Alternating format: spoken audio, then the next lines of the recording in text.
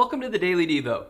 My name is Jeremy, and today we're going to talk about Moses being covered in God's glory.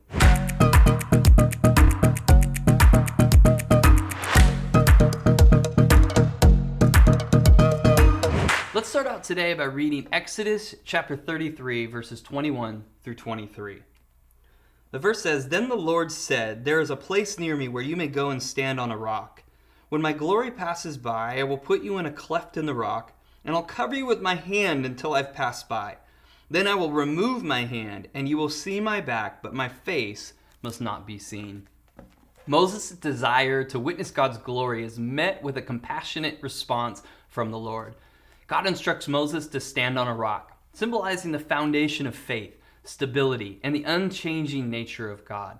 This cleft in the rock represents a place of protection and refuge, illustrating God's sheltering presence, even as his glory passes by. As God's glory passes from Moses, the Lord covers him with his hand and shielding him from the fullness of his radiance. This act not only highlights God's tender care for Moses, but also emphasizes the divine caution needed when encountering his glory.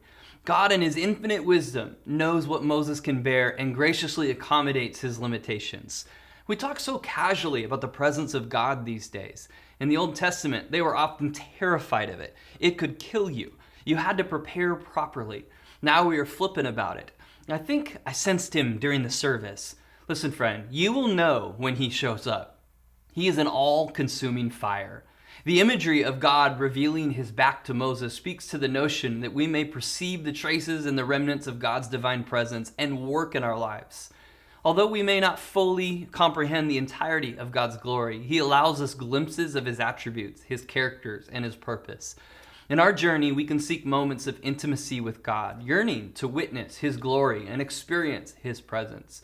God invites us to stand on the rock of faith, assuring us that even in our limited understanding, he will reveal himself to us in ways that we can hardly comprehend and be transformed by it. Let us approach God with reverence and awe. Seeking to encounter his glory, let's trust in his grace and his mercy, and that he will cover us and reveal himself to us and lead us to a deeper relationship with him. Take some time today and meditate on how powerful God is. Think about it. He took some dirt and breathed life into it and creating an eternal beings in which you and I are.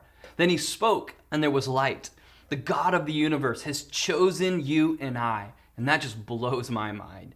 Thanks for joining us today on the Daily Devo.